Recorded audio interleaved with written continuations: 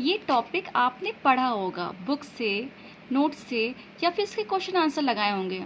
एक बार इस तरीके से पढ़कर देखिए, सेगमेंट में चीज़ों को बांट करके याद करिए। आइए देखते हैं कैसे। देखिए, नाटक टॉपिक से पहले तो ये क्वेश्चंस आते हैं कि पहला नाटक कौन सा है, मौलिक नाटक कौन सा है, कौन सा नाटक अनुदित है। ठीक है, तो वो एक पार्ट हो गया, उसको हम नेक्स्ट वीडियो में देखेंगे। अभी हमें क्या देखना है कि नाटक को 3 भागों में बांट करके पढ़ा जाता है। इसका जो विकास क्रम है उसको 3 भागों में बांटा गया है। कौन कौन सा देखिए पहले, भारतेंदु युगीन हिंदी नाटक। ठीक है, तो इसका समय पूछा जाता है। ऐसे क्वेश्चन आएगा कि भारतेंदु युगीन हिंदी नाटक कब से कब तक समय, इसका समय क्या है। तो क्या समय है इसका, 1857 ईस्वी से 1900 ईस्वी। ठीक है, एक क्वेश्चन तो आपका यहाँ बन गया।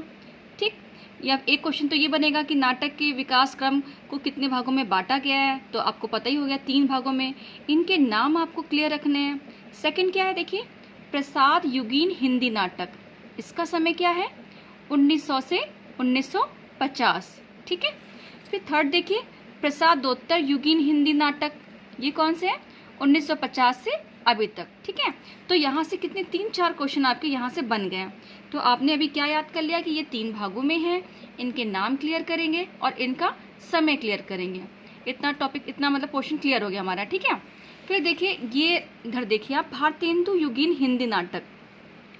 अब इसमें क्या है कि इसमें कौन कौन से नाटककार आते हैं।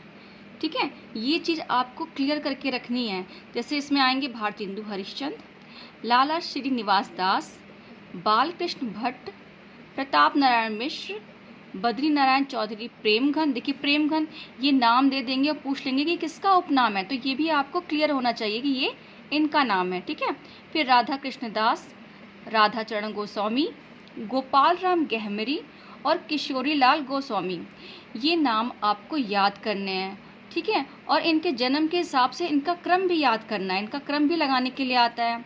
और क्वेश्चन ऐसे बनेगा कि जैसे 4 ऑप्शन दे दिए गए हैं। ठीक है, और पूछा जाएगा इसमें कौन से भारतेंदु युगीन नाटक नहीं हैं।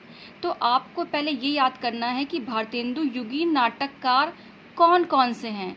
ये आपको सारे नाम याद होने चाहिए कि ये सारे जो नाटककार हैं ये भारतेंदु युगीन हैं। ठीक है, इसी तरह प्रसाद युगीन नाटक, अब ऐसे हो जाएगा कि प्रसाद युगीन नाटककार कौन से नहीं हैं, तो वहाँ पर इनमें से कोई नाम होगा। ठीक है, तो इसलिए आपको ये चीज़ क्लियर करनी होगी कि कौन कौन से नाटककार इसमें आते हैं।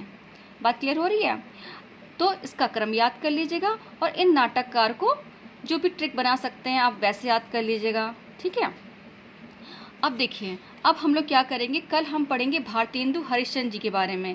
इनके सारे नाटक समझेंगे, कौन कौन से मौलिक हैं, कौन से अनुदित हैं।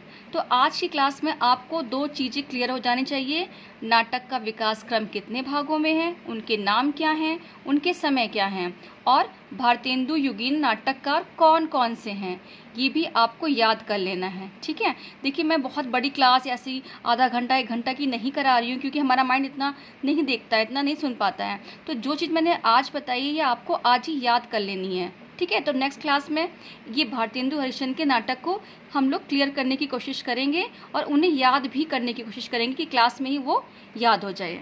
ठीक है, मिलते हैं नेक्स्ट क्लास में।